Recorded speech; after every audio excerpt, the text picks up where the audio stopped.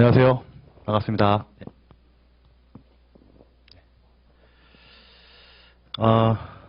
감정평가 관계 법규 강의를 맡은 윤기호라고 합니다. 시준 씨가 오시기 전에 이제 우리 둘이서 얘기한 게 있는데 그런 내용은 나중에 다시 또 하도록 하겠습니다. 어떻게 할까요? 예. 첫 시간이니까 간략하게 1시간 정도는 전반적인 내용들을 위주로 공부를 하고요. 나머지 2시간에는 글쎄요, 국토의 계획 및 이용에 관한 법률 줄여서 국토법을 들어갈 수 있으면은 다행인 거고, 못 들어가더라도 앞에 있는 내용들은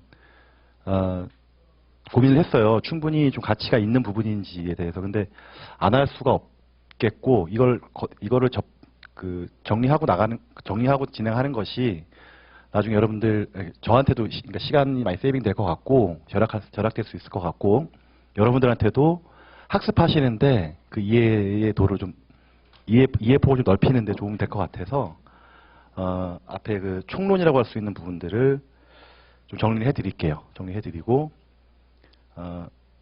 어차피 시간이 좀 한정되어 있으니까 또 진도도 또 중요한 부분이고 해서 필요한 부분들만 말씀을 드리면서 수업을 진행하도록 하겠습니다. 먼저 교재부터 좀 말씀을 드릴게요. 이게 얼마짜리 교재인가? 15,000원. 저는 이거 하기 전에 이제 우리 학원 관계자분하고도 말씀을 좀 나누면서 교재를 쓸 생각은 전혀 없다라고 했었어요. 여기 이제 웅기세무다에 계시지만 예전에 제가 대학교에서 강의를 할 때도 그때는 대학교였기 때문에 교재를 만들어라라고 했었어요. 근데 너무 힘들더라고요. 편집만 하는데도 굉장히 힘들어서 그 시간과 노력과 열정이면 차라리 제가 다른 관련되는 부분들을 공부해서 수업 시간에 여러분들께 전달해 드리는 게 훨씬 더 이득이겠다 싶어서 기존에 나와 있는 교재들 중에 잘 되어 있는 거로 초이스를 해서 수업을 하고 비판적으로 이제 저희 수업을 하면 되니까 만약에 쭉 공부를 하면서 부족한 부분이 있으면 제가 또 따로 준비해서 드리고 아니면 틀린 부분들을 좀 잡아드리고 이런 식으로 계획을 짰었는데, 그러니까 생각을 하고 있었는데 이제 불행하게도 선택하고 싶은 교재가 없더라고요. 그러니까 내용이 잘못됐다는 얘기가 아니라 이게 개정이 많이 됐는데도 불구하고 개정이 아직 업데이트가 안 돼 있고 또 하나는 형식적인 부분인데 이 배열이라든가 이제 편집이 좀 다소 저하고 좀 안 맞는 부분이 좀 있어서 불이 나게 제가 편집을 해서 여러분들께 드린 겁니다. 이번 주 월요일 날 제가 학원에 전달해 드렸어요. 그래서 이것도 1권이라고 되어 있잖아요. 1권으로 되어 있는데 겨우 납기 맞춰갖고 제가 좀 전달해 드립니다. 그래서 그냥 내용들이 좀 약간 좀 거친데 부족한 부분들은 제가 수업 시간에 보완을 해 드릴 거고요. 2권, 나머지 법들은 이제 2권에 실릴 거고 2권 내용도 거의 다 정리가 됐어요. 근데 이제 배열에 관련된 부분만 있기 때문에 그거는 정리가 되는 대로 드릴 겁니다. 그런데 이 교재 꼭 사지 않으셔도 됩니다. 파일을 원하시면 제가 드릴 테니까 그걸 출력을 하실 분들은 그냥 출력을 해서 갖고 오셔도 돼요. 무슨 말씀인지 아시겠죠? 네. 그렇고 이 첫 페이지 보면 잠깐만요. 2장만 넘기면 이제 목차가 나오지 않습니까? 예. 목차가 나옵니다. 이 목차가 제가 이제 수업을 진행하고자 하는 그런 목차인데 지금 1권밖에 안 돼서 3권밖에 없는데 3개의 법밖에 없는데 전반적으로 저희 시험과 관련된 말씀을 좀 드리면서 우리 수업 스케줄을 정리해 보도록 할게요. 일단 이 감정평가 관계법규인데 저는 그냥 관계법규라고 이렇게 줄여서 얘기를 하겠습니다. 관계법규. 예전에 이제 부동산 관계법규였고 이게 명칭이 작년에 바뀌었더라고요. 예, 부동산 관계법규에서 감정평가 관계법규로 바뀌었습니다. 이 법이 이제 관계라는 이 말이 굉장히 좀 추상적이긴 한데 어쨌든 감정평가랑 관계되는 법률들을 모아놓은 그런 의미라고 저는 받아들이고 있고요. 첫 번째 법이 이제 국토의 계획 및 이용에 관한 법률, 줄여서 이제 국토법이라고 하죠. 글씨를 제가 좀 잘 못 씁니다. 만약에 좀 못 알아듣겠으면 좀 얘기해 주세요. 국토법이 처음에 이제 나오는데, 뭐 누가 뭐라고 해도 어쨌든 가장 기본적인 부동산의 기본법이고요. 가장 중요한 법 중에 하나입니다. 저희 시험뿐만 아니라 뭐 공인중개사 시험도 그렇고요. 국토법이 국토의 계획 및 이용에 관한 법률이 뭐 예전도 그랬고요. 지금도 그렇고 앞으로도 그럴 겁니다. 가장 중요한, 가장 많은 내용들을 담고 있기도 하고 그 내용적으로도 굉장히 중요한 그런 부분입니다. 제가 오늘 첫 시간이라서 여러분들 만나서 설레어서 좀 약간 떨고 있는데 예, 좀 양해 좀 부탁드릴게요. 좀 나아지겠죠, 그죠? 예. 어쨌든 그 국토법이 가장 중요한 그런 법 중에 이제 하나죠. 그래서 저희 시험도 마찬가지고요. 출제도 가장 많이 되는 법입니다. 예전에 제가 공부할 때는 16문제니까 40% 정도가 여기서 나왔던 그런 법입니다. 내용 들어가보면 아시겠지만 좀 많이 좀 어렵고 힘든데 그 전반적인 흐름이나 논리를 이해하시면 정복 못할 그런 법도 아니고요. 굉장히 또 재밌는 부분도 좀 있어요. 비중으로 따지면 가장 무거운 그런 법이고요. 그 다음에 여기 이제 평가법이라고 있는데 여기다 써볼게요. 지금은 부동산 가격 공시 및 감정 평가에 관한 법률 이렇게 이제 명칭이 되어 있는데 이 법은 바뀌었습니다. 바뀌어서 두 개의 법률을 짜그러들었죠. 예전에는 부동산 가격 공시 및 감정 평가 법률 이렇게 이 내용이 하나의 법에 이렇게 담겨져 있었어요. 근데 이제 이게 분리가 됐습니다. 법은 나왔는데 아직 시행령과 시행 규칙이 나오질 않아서 저희가 요 법만 지금 빼놓고 지금 편집이 다 됐는데 어쨌든 그래서 어쨌든 저희 평가사들이 모법이라고 할 수 있으니까 저는 평가법이라고 이제 명칭을 이렇게 적어봤습니다. 뭐 말할 나위 없이 저희 시험에만 저희 업계에만 관련된 법이기 때문에 중요하죠. 예전에는 여기서 8문제 정도가 출제가 됐었어요. 그러니까 저 국토법하고 평가법만 정복을 해도 과락이 아니라 평균 합격선은 충분히 넘어갈 수 있는 그런 두 가지의 법이었습니다. 평가법은 여러분들 2차에도 그대로 적용이 되고요. 당연히 평가사가 되실 분들이기 때문에 평가법에 대해서는 뭐 이해뿐만 아니라 암기도 철저하게 해야 될 그런 법이겠죠. 작년에 이제 기출문제 보니까 여기서 13문제 나왔던 것 같고요.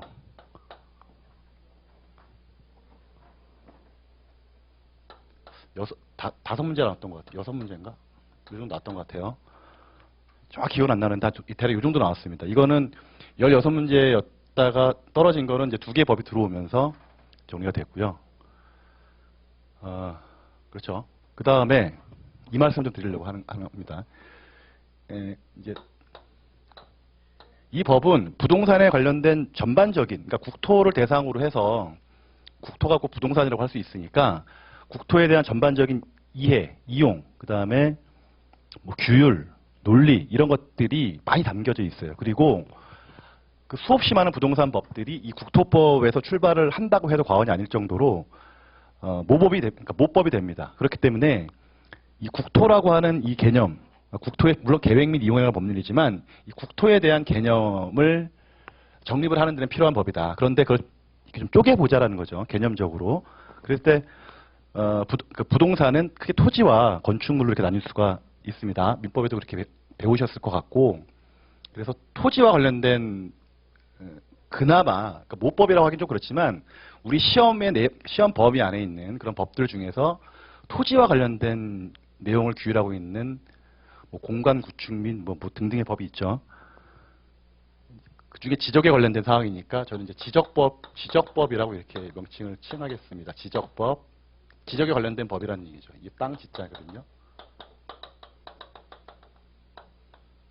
이 적자가 아닌 것 같은데?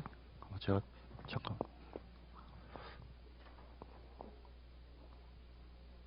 요거는 제가 좀 지금 착각을 했는데 어쨌든 땅에 관련된 그런 내용들을 규율하고 있는 다양한 내용들, 우리 토지와 관련된 전반적인 개념들을 담고 있는 법이 우리 시험에는 공간 구축 뭐 등등등 있지만 어쨌든 지적에 관련된 법, 지적법이라고 할 수 있고요. 그 위에 지상물, 즉 건축물, 뭐 구축물 등등을 규율하고 있는 법이 우리 시험에도 있습니다. 건축법이 이렇게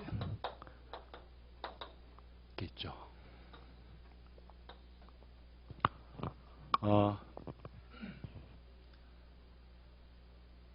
우리가 나중에 이제 평가를 해야 되는데 무엇을 평가할 것이냐, 부동산을 평가할 것이다. 그러면 그 부동산은 어떤 것으로 구성이 되어 있느냐, 땅과 건축물 그 이외도 있어요. 이외도 있는데 그 내용들은 뭐 이렇게 어렵지가 않으니까 크게 개념적으로 이제 분류할 수가 있습니다.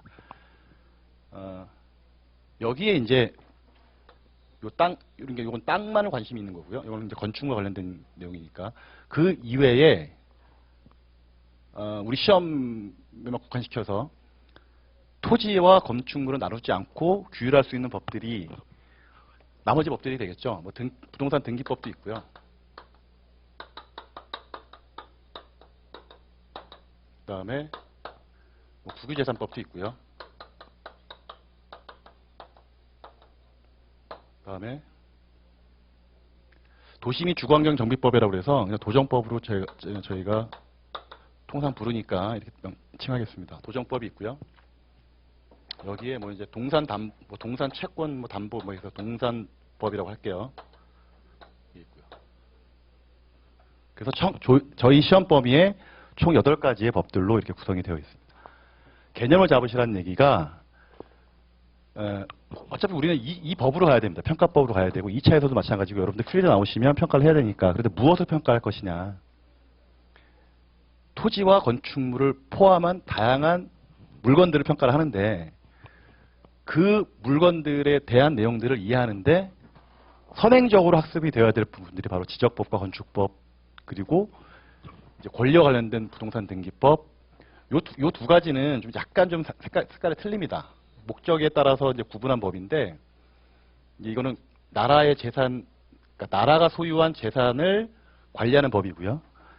이거는 도시, 그러니까 이 국토의 여러 가지 부분 중에서 도시 안에 있는 그러니까 도시와 비도시를 구분했을 때 그 도시만을 규율을 하면서 정비를 하겠다, 정비할 수 있는 내용들을 좀 담겠다라고 하는 것이 이제 도시 및 주거환경 정비법이니까 이건 좀 약간 좀 범위가 좀 국한되는 거죠. 어쨌든 이 평가법 안에 들어오면 이 내용들을 다 필요로 한다는 겁니다. 예전에 저희가 공부할 때는 그때 이제 강의를 듣든 아니면 혼자 공부를 하든지 간에 중요한 순서대로 공부를 한다고 해서 국토법 공부하고 평가법 공부하고 그랬어요. 근데 여기 안에 보면 이 내용들을 모르면 이해할 수 없는 부분들이 상당히 많이 있고요. 그걸 이해시키기 위해서 순간 계속 왔다 갔다 하는 거죠. 지적법의 지목이 뭐고 건축법의 건축물에 대한 정의가 뭐고 대지가 뭐고 지목이 28가지 중에 이렇게 왜냐면 여기서 어떠한 경우에 이렇게 평가하라고 나와 있을 수밖에 없으니까 그 내용들을 왔다 갔다 한다는 거죠. 그래서 저도 왔다 갔다 하기에는 뭐 시간적인 여유도 없고 힘도 들고 여러분도 학습을 효율적으로 하기 위해서 스케줄을 요 순서대로 이렇게 진행을 하려고 합니다. 기출문제 보니까 이건 한 4문제 나오고요. 이거는 예전에도 그랬거든요. 4문제, 4문제, 넷, 이게 넷. 그 다음에 이게 하나. 13, 8, 20, 30, 6문제 되겠네요. 이렇게 구성이 되는 것 같습니다. 근데 이제 양을 보면 저 지적법이나 국유재산법은 그 양에 비해서 4문제는 좀 많이 나오는 것 같아요. 저희한테 고마운 거죠. 공부 양에 비해서 많이 나오니까. 근데 건축법이나 도정법은 그 양이 굉장히 많습니다. 그럼에도 불구하고 4문제밖에 안 나온다는 얘기는 이제 공부하기도 좀 힘들고 그렇습니다. 등기법도 양에 비해서는 좀 적게 나오는 편인 것 같아요. 이거는 좀 많이 나와주면 좋죠. 이거는 많이 나와주면 좋은데 이제 이게 좀 줄어든 게 좀 안타깝고요.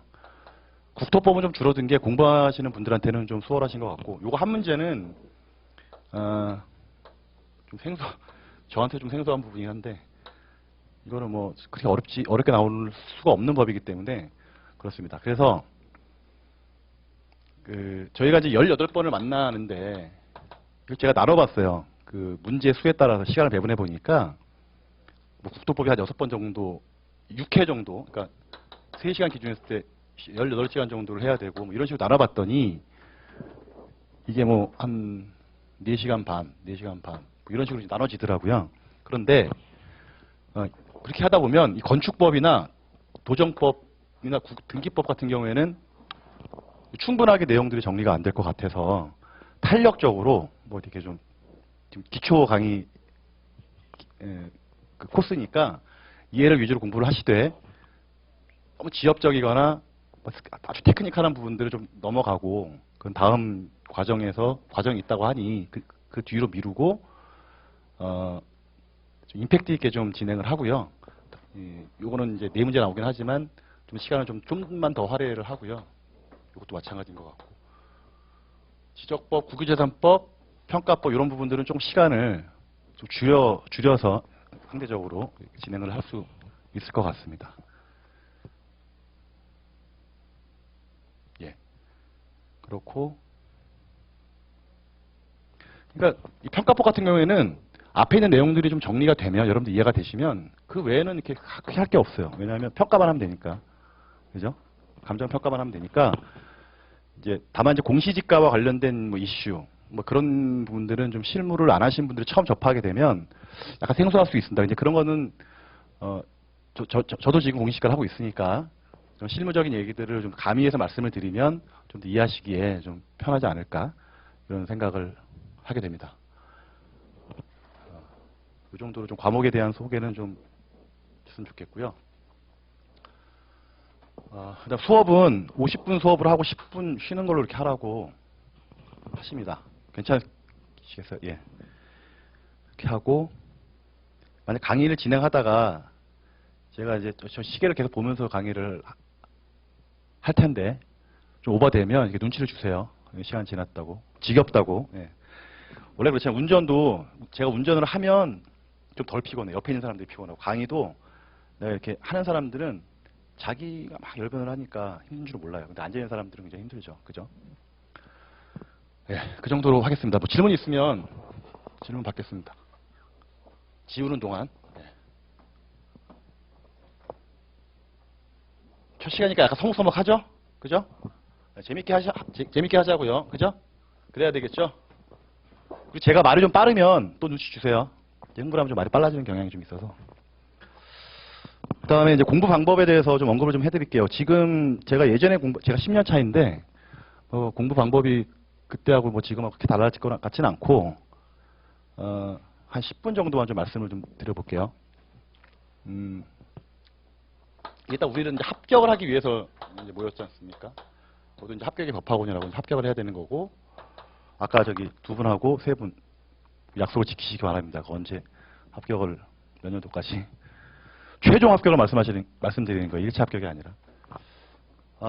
계획을 여러분들이 짜시는데 요령껏 짜시길 바랍니다. 요령껏.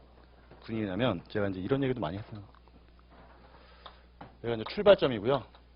여기가 이제 예를 들어서 종착점, 뭐 합격, 종착점, 뭐 합격이라고 할게요.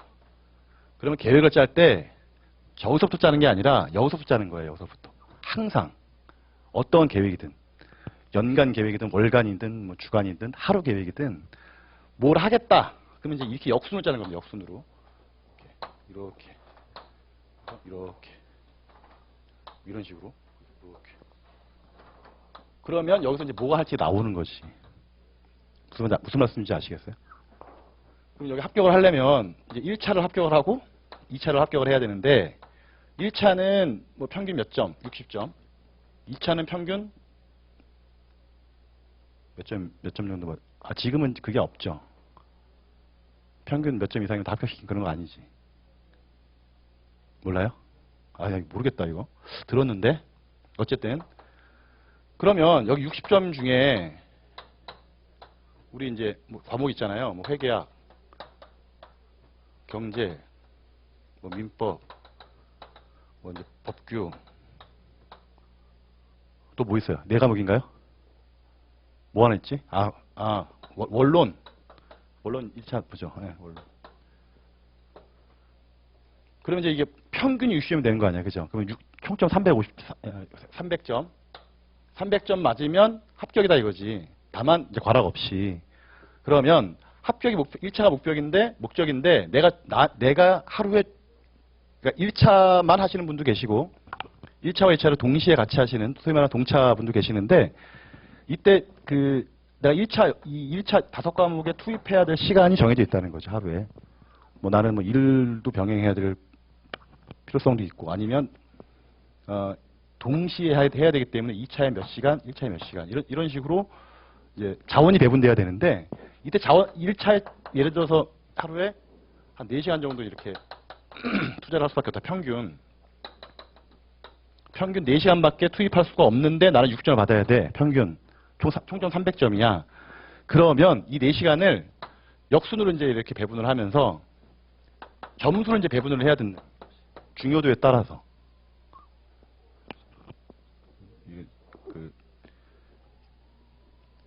2차 빼고 1차만.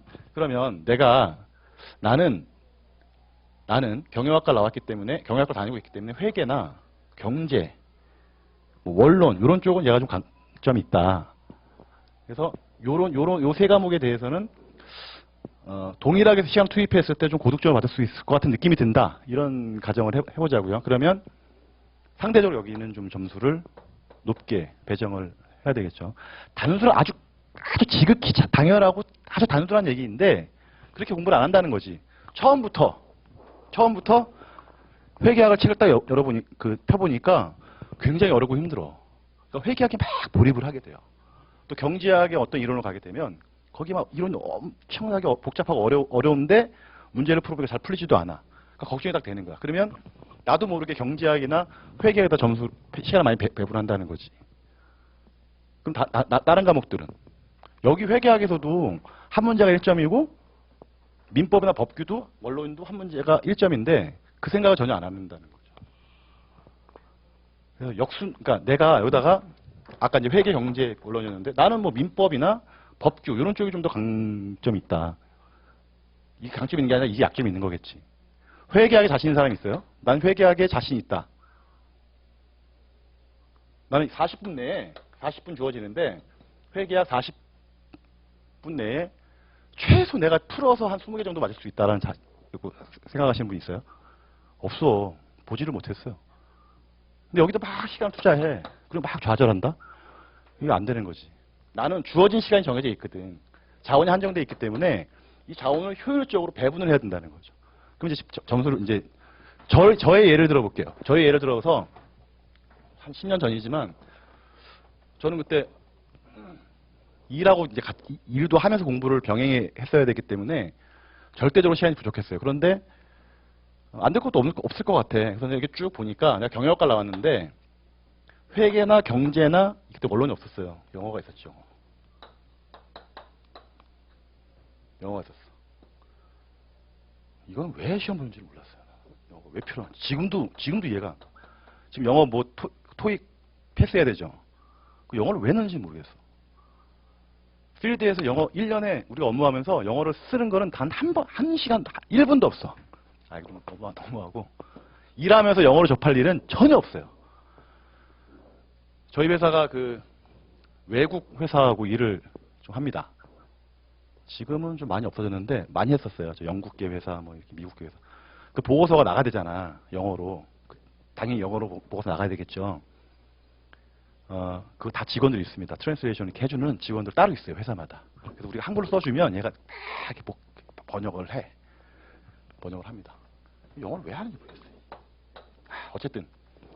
근데 나는 그때 1차를 근데 동차로 아마 준비했을 거예요. 근데 내가 하루에 공부를 해봐야 이동 시간에 공부하는 거 다 포함해서 한 5시간 정도밖에 안 나왔던 것 같아요. 5에서 6시간 정도. 그러니까 여기에 기본적으로 한 2시간에서 3시간 정도는 이제 줘야 된다고 생각을 했기 때문에 여기서는 2시간밖에 안 나오잖아. 2-3시간. 이러니까. 어떻게 해? 매일은 못하겠다 이거지. 매일은 공부를 못해. 물리적으로. 요점보다 할 수는 없으니까.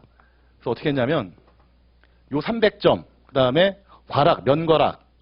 오케이. 이거는 내가 왜 공부하지도 모르겠고 이건 단기간 되지도 않고 재미도 없어. 이거 40점. 일단 먼저 부여합니다. 그 다음에 회계 40점 이렇게 부여하는 거지. 이거는 어려워서가 아니라 시간 내에 도저히 못 푸니까. 시험 보신 분이 없으니까 이제 이게 못 푼다니까. 1분 내에 한 문제를 읽는 데만 1분이 걸리는 문제도 있어요. 회계학 문제 중에서. 그러니까 이건 어째 40점. 그럼 마이너스 20점, 마이너스 20점이지 않습니까? 평균. 도와줘야지 뭐. 근데 어디서 도와주는 게 가장 합리적이고 빠를 것이냐를 이제 고민하게 되는 거지. 이건 각자의 상황마다 틀리겠죠. 저 같은 경우에는 이건 민법은 그냥 60점 혼자서 봤고요. 나머지 80에서 90, 80에서 90 이렇게 잡았다는 거지. 이거는 내가 할 수 있느냐 없느냐의 문제가 아니라 해야 되는 부분이라는 거야. 그러면 마음이 편해지더라고. 그거 어떻게 했는 줄 아세요? 오케이. 회계학 40점 받으면 되니까 40문제잖아요. 40문제니까 부관법 시간에 얘기하기 좀 그런데 그 40문제면요. 좀 이게 마이크를 10개만 맞으면 40점 맞을 수 있어요. 그죠? 확률적으로. 10개만 내가 확실하게 풀면 나머지 30개는 다 찍으면 확률적으로 6개가 나와. 20%니까. 10개를 확실하게 풀면 30개를 그냥 한 번으로 쭉 밀면 6개가 맞을 수밖에 없잖아. 그러면 이거 나온다니까 40점이. 이것도 마찬가지고.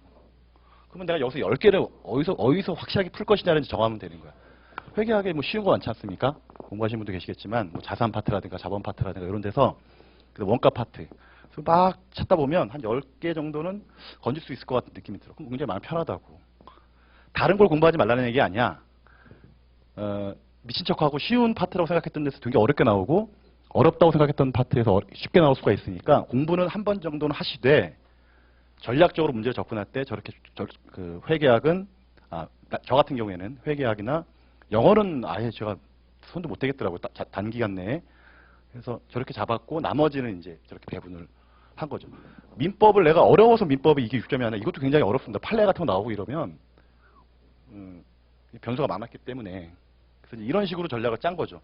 2차도 마찬가지입니다. 2차도 여러분들 그 세 과목인가 되는데 아마 지금도 그럴 거예요. 저희 때도 그랬고 실무가 어려우니까 평가 실무가 어려우니까 거기에 막 하루에 막 반 이상을 막 투자하고 그럽니다. 그럴 필요가 전혀 없어요. 실무는 재밌게 하시면 됩니다. 그러니까 2차에 관련된 내용은 좀 자제하고요. 나중에 좀 여유가 되면 그때 말씀드리고 어쨌든 계획은 이렇게 짜서 진행을 하시기 바랍니다. 공부를 많이 한다고 해서 합격의 확률이 높아는 지겠죠. 지는데 그건 그렇게 제가 봤을 때는 좀 똑똑한 그런 행동은 아닌 것 같아요. 그러니까 여러분들은 지금 뭐 비교적 공부에 이제 올인할 수 있는 그러한 분들이신 것 같아요. 그렇다면은 여기서 좀 시간을 세이빙해서 2차를 같이 병행을 하시면 최종 합격은 어차피 2차에서 나니까 1차에서 평균 75점 받았다고 자랑할 거 아니라는 거지. 그죠? 어차피 난이도는 그 출제위원분들께서 다 조정해 주실 거니까 이렇게 진행을 좀 하시기 바랍니다. 이 얘기는 꼭 좀 드리고 싶었어요. 첫 시간에 예.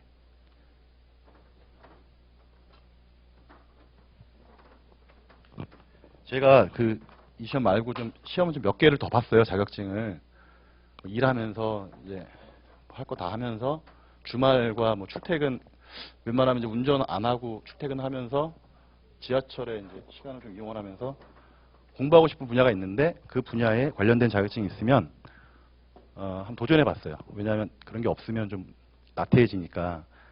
근데 몇 개 돼요. 몇 개 되는데 다 예외 없이 성공했습니다. 이 방법 써서.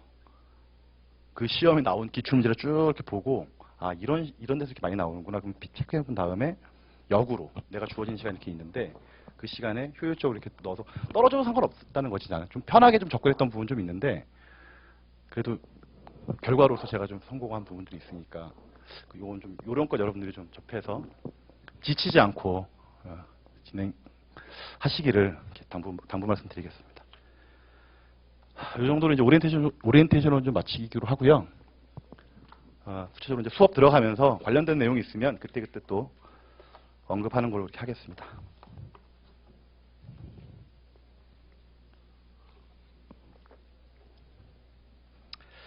예, 교재 들어가도록 하겠습니다. 1페이지 총론 보시면, 총론 되어 있는데요. 이게 57페이지까지 총론되어 있지 않습니까? 근데 쭉 보시면 알겠지만 이게 행정법 정리한 그런 내용입니다. 예전에 제가 그 행정법 2차 강의할 때 행정법 을 먼저 이제 건드릴 수밖에 없어요. 2차 수업 하기 위해서. 그때 제가 만든 건지 아니면 누구한테 받은 건지 기억이 안 나요. 근데 이제 그 중에 가장 정리가 잘 되어 있어서 이걸 제가 한번 넣어봤습니다. 이걸 따로 프린트로 여러분께 드릴까 하다가 잊어버리게 되잖아요. 그래서 넣어봤습니다. 예, 넣어봤고요. 1차 합격하시고 이제 2차 보상법규를 하시면 반드시 행정법은 이거로 하라는 말씀이 아니라 반드시 행정법은 정리하셔야 됩니다. 근데 여기 안에 있는 내용들도 뭐 그렇게 많이 빠지지 않고 다 들어가 있어요. 이걸 학습하라는 말씀을 드리는 게 아닙니다. 우리 시험에 이걸 모른다고 해서 못 푼 그런 시험은 아니에요. 근데 이걸 토대로 해서 그 관련되는 설명들 좀 드리려고 이걸 넣었습니다. 왜냐하면 민법 개강했나요? 수업 시작했어요? 민법 수업 들어보신 적 있어요? 지금 듣고 있어요? 한 번 다 돌았겠네. 총칙부터 물권법까지. 좀 이따 이제 설명을 드리겠지만 간단하게 우리나라 법 체계를 학자분들이 이렇게 구분을 합니다. 사법과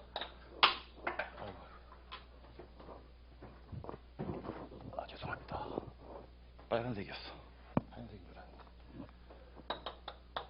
사법과 공법 이렇게 구분을 하는 경우도 있어요. 법률을 보면, 그러니까 법률의 구분을 보면, 법의 구분을 보면, 그러니까 개인의 어떤 법률 관계를 다룬 사법과 이제 공적인 공적인 영역을 다룬 이 공법의 영역으로 분류를 한다는 거지. 법을 여러 다양하게 분류를 하는데 법학 개론을 보면 대표적인 게 사법과 공법입니다. 사법의 대표적인 법이 이제 여러분들 공부하시는 민법이고요. 뭐 민법의 특별법도 많죠. 다 많은데 이 법 개수를 보면 어느 분이 그러시더라고요. 법의 개수, 우리나라 존재하고 있는 모든 법들을 이렇게 다 세봤더니 공법이 8%인가 이렇다는 거지. 공법이. 근데 그 공법 안에는 우리가 공부하고 있는 부동산 공법만 있는 것이 아니라 다양한 법들이 있겠죠. 뭐 형법도 공법 안에 포함될 수 있을 것 같고, 뭐 지방자치법 뭐 이런 등등. 근데 이제 그 중에 여러 가지 분류 중에 이제 부동산 공법이라고 있는 거죠. 부동산 공법. 우리가 이제 부동산 공법 이렇게 표현하지 않습니까? 어쨌든지 간에 부동산 공법이든 아니면 부동산 공법이 아니든지 간에 이 공법에 관련된 이론들을 정리하는 게 행정법이라는 얘기입니다. 왜 행정법이라고 했을까? 일반 당사자는 분명히 행정부가 하나 들어가 있기 때문에 행정법이라고 명칭을 정하신 것 같아요. 학자분들이. 거기까지는 잘 모르겠고요. 어쨌든 행정법이라고 하는데 이 행정법이라는 거는 공법으로 이해를 하셔도 무방합니다. 행정법은. 그런데 우리가 사법에는 사법 나름대로 논리가 있어요. 개인의 어떤 누구도 억울하면 안 되니까 사인과 사인 간의 법률 관계, 법률 문제에 있어서. 근데 공법에도 그 논리는 그대로 적용은 안 되지만 상당 부분 적용이 되면서 다만 일반 당사자가 행정부일 때와 행정부일 때와 개인 간의 어떤 법률 관계에서 누구도 억울하면 안 되겠다. 그러기 위해서는 우리가 공법이라고 하는 이 법을 제정을 할 때 공통되는 이론, 공통되는 논리를 담아야지만 그 법이 법으로서의 의미가 있다라는 거죠. 그 이론, 기본적인 이론들. 그러니까 모든 게 다 들어가진 않아. 법을 보면 이런 내용들은 잘 맞지가 않는 것 같은데라는 규정도 분명히 있습니다. 그리고 공법 안에도 사법적인 내용들이 분명히 들어가 있어요. 이거를 워낙 많은 법들을 일목요연하게 다 정리를 할 수 없지만 그래도 다수가 봤을 때 보편적으로 타당하네라는 정도까지는 담을 수 있는 그 이론들을 행정법, 특히 공법이라고 하는 이 교재 안에 있는 내용들이 담고 있다는 거죠. 그런데 이거는 2차에가 다 하시면 되는데 1차에서 왜 정리를 하려고 하냐면 그래서 법들을 쭉 공부하다 보면 이런 내용들이 나와요. 그냥 법 내용만 이해하고 넘어가면 되는 부분들이 있고 이 공법을 좀 이해해야 이게 좀 스무스하게 좀 익힐 수 있는 그런 부분들이 있어요. 많아. 그런 부분들이 있는 게 아니라 많아. 그래서 고민을 한 거지. 수업을 진행하면서 그때그때는 설명을 드려야 되나? 아니면 한번 정리를 하고 들어가는 게 이해를 하는 데 있어서도 그렇고 저도 그렇고 뭐가 더 빠른 길일까를 고민을 하다가 먼저 정리하고 가는 게 좀 수월할 것 같다. 그런 생각이 들어서 내용을 넣어봤습니다. 이 내용들은 분명히 2차에 관련된 내용이라 말씀드렸고요. 이제 관련되는 내용들. 그리고 이 총론이라고 해서 이 처음부터 끝까지 하나의 이 내용 안에서 정리가 안 되면 또 공부할 때 이 부분들이 어디에 있었지? 이 부분이 뭐지? 라고 하는 그 개념이 안 잡힌다는 거죠. 그래서 다 넣어봤고요. 참고로 보시는 겁니다. 이거는. 그렇게 굳이 힘들게 이렇게 보실 필요는 없어요. 근데 제가 체크해드린 부분들만 좀 유의있게 보시면 될 것 같습니다. 들어갑니다. 그리고 한번 여기서 공부를 하게 되면 2차 때 가서 행정법 공부하실 때 좀 수월하실 거라는 좀 그런 기대감 좀 들고요. 예, 들어갑니다. 총론 됐고요. 의 한번 읽어보시고 법원이라고 하는 것은 민법에서는 들어보셨겠지만 법의 의미입니다. 의미. 우리가 법 체계라고도 얘기할 수 있고요. 그러니까 보시면 알겠지만 성문 법원이 있고 불문 법원이 있는데 이런 내용들은 민법에서 다 공부를 하시니까 넘어가겠습니다. 시간 관계상. 그러니까 이런 것들이 있다라는 것들을 시간 나실 때 한번 읽어보시면 이게 민법에도 있지만 공법에도 이런 내용들을 공부하는구나. 그렇다면 이거는 공법 사법에 공통적으로 들어가는 내용들이니까 법의 전반적인 이론일 수 있겠구나. 이런 게 중요한 거거든. 2차 때. 2차 때 이런 마인드를 갖고 있느냐, 이런 걸 알고 있느냐에 따라서 2차의 내용들, 그리고 2차 실무적으로 그 문제, 그러니까 실무적이 아니라 2차 문제를 풀러 들어갔을 때도 그 어구, 문장, 이해할 수 있는 그 힘이 된다는 거죠. 그게 기본인 거야. 다른 게 기본이 아니라 이런 거를, 요 내용들을 쓴다는 의미가 아니라 이거를 내가 알고 있느냐, 모르느냐에 따라서 이해할 수 있느냐, 없느냐에 거기 갈라지니까. 이거 설명하다 보면 한두 끝도 없으니까 넘어가겠습니다. 불문법원 됐고요. 넘어가서 판례법, 조리 이렇게 나옵니다. 예. 이런 것도 법이라는 거죠, 실질적으로. 근데 판례법은 법 원성은 인정을 안 하고 있다. 이렇게 말씀을 그런 말씀 많이 하십니다. 상권 분립 원리에 의해서. 됐고요. 일반 원리, 비례 원칙, 평등의 원칙, 그다음 넘겨서 자기구속의 원칙, 신뢰보 원칙 있는데요. 부당결부 금지 원칙. 이런 것들은 참고로 2차 때 너무너무 중요한 그런 부분들입니다. 옆에 써놓으세요. 2차 때 중요하다고 하면 이런 식으로 써놓으면 나중에 합격하시고 나서 이렇게 볼 때 좀 선도적으로, 선행적으로 좀 대비할 수 있지 않을까 싶습니다. 비례 원칙은 아까 설명드렸던 것처럼 그겁니다.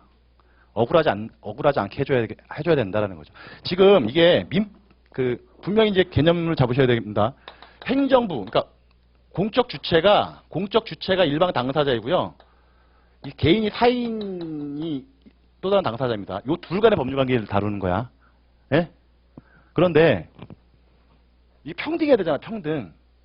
민주국가니까. 그런데 실질적으로는 이렇게 되는 게 많아. 밑이라고. 그러니까 이게 완벽한 밑은 아니고 살짝 이렇게 이 정도로. 완벽한 평등은 사실상 힘들어요. 왜냐하면 공익이라는 것 때문에 그래요. 공익. 한글로 써줄게요. 공익. 또는 공공성. 공공의 필요. 이런 단어 쓰죠. 그러니까 공은 우리 모두를 뜻하는 거니까 우리 그런 개념인 거죠. 구성원들이 10명이 있는데 10명이 있는데 그 중에 한 명 때문에 9명이 희생할 수는 없다. 뭐 이런 개념인 거예요. 공이라는 게 공무원이나 뭐 이런 사람들을 뜻하는 게 아니라 개인과 그 외 다수. 예. 그러면 그러니까 아주 평등하게 가면 좋은데 이 사람도 만족하면 좋은데 경우에 따라서는 좀 이렇게 좀 떨어져야 될 필요성이 좀 있다. 그런 의미입니다. 그래서 그럼에도 불구하고 필요 이상으로 이 사람이 불이익을 받거나 억울하면 안 되겠다라는 것이 이제 행정법 1번 논리라는 거지. 그러니까 이건 조리라고 한 이유가 실정법에 뭐 어느 실정법에 현재 존재하고 있는 법에 비례 원칙, 뭐 제3조 비례 원칙 이런 법은 없어요. 그냥 우리가 일반적으로 상식적인 수준에서 받아들이는 원리라는 뜻이야. 조리가 예? 조리 위에 있는 조리 이거 다른 겁니다. 그죠? 읽어보시면 그 내용들은 뭐 이해하시는데 불이가 없을 것 같고요. 3페이지 평등의 원칙은 평등이 이평등이 아닙니다. 그래서 이 설명을 드리려고 제가 이거 한 거예요. 평등의 원칙은 이기평등이 아니라 그 옆에 쓰세요.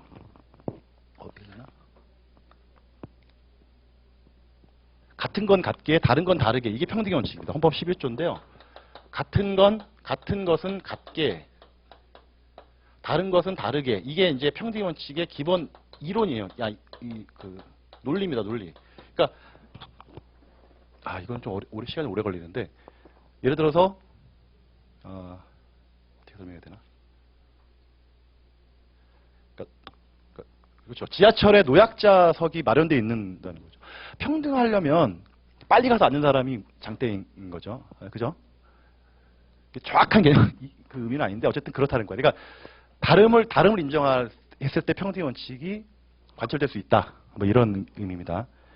참고로 말씀드린 거고요. 이거 여기 시간 뺏을 수 없고 자기구세 원칙, 신뢰배 원칙. 신뢰배 원칙은 뭐 2차 때 굉장히 중요한 내용이고요.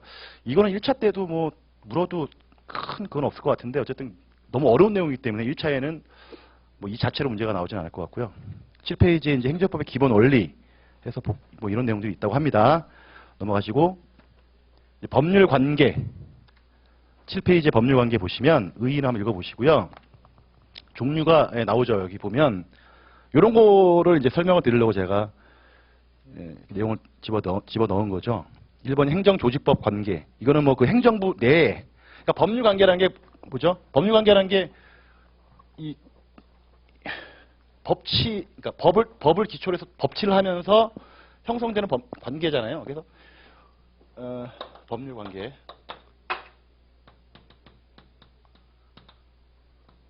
이게 핵심인 거지. 법을 공부하는 이유가 이 법률 관계에 있어서 문제가 발생 안 해야 되는데 발생을 하면 어떻게 해결할 것인가. 이게 우리 법을 공부하는 이유인 거죠. 앞에 사법상이라는 단어가 들어가면 민법의 원리가 적용이 되는 거고 공법상 법률관계 그러면 이 논리가 들어가는 거고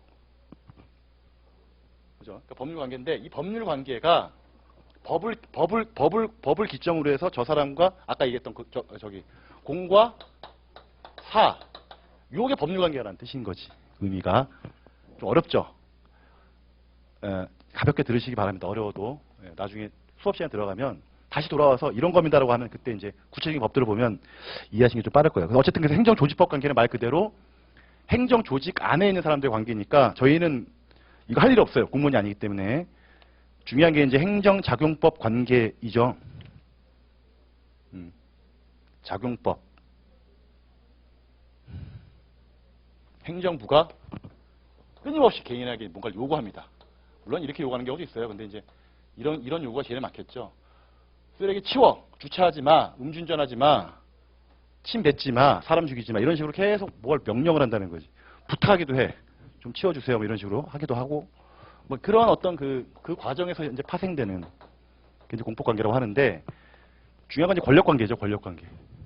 비권력관계에서는 그러니까 권력이 개입되지 않는 즉 행정부가 막강한 힘을 가지고 개인에게 이래라 저래라 하지 않으면 개인들은 뭐 불필요한 어떤 그 억울함, 쉽게 얘기하면 억울한 상황을 당하지 않겠죠. 근데 이제 그렇지 않기 때문에 네가 불가피하게 개인의 이익을 침해할 공익을 위해서 침해하더라도 최소화시켜라. 앞에 그 비례 원칙 하에 그런 내용들이 이제 주어져 있습니다.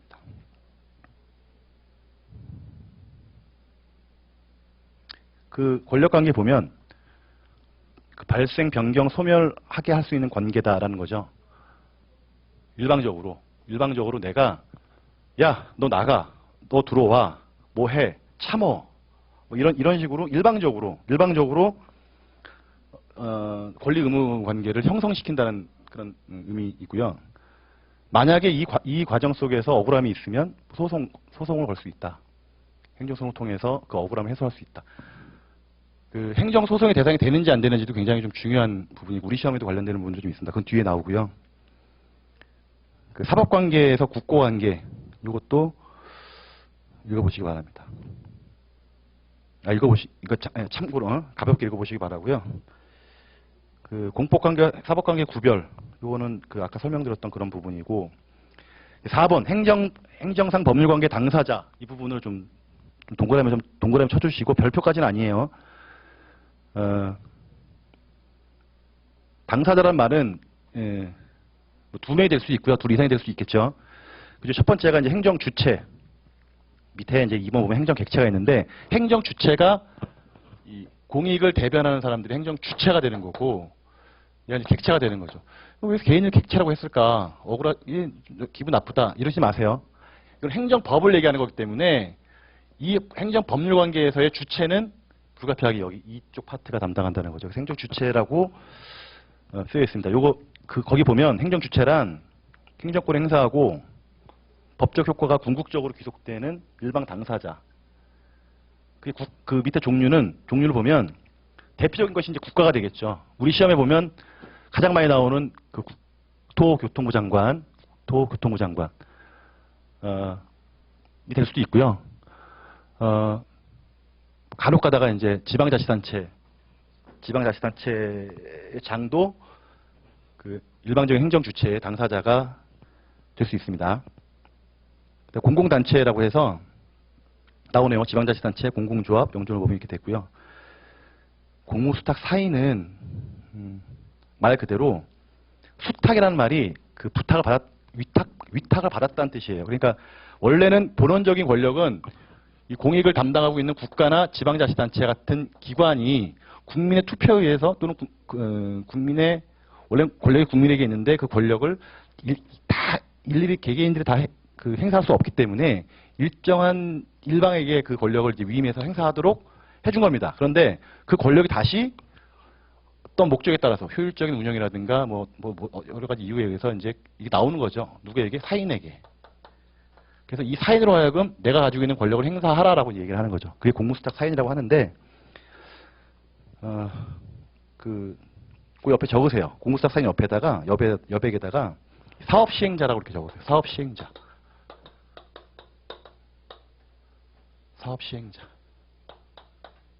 사업을 시행하는 자. 그래서 사업시행자라고 적어 놓으시고요. 나중에 확인할 수 있습니다.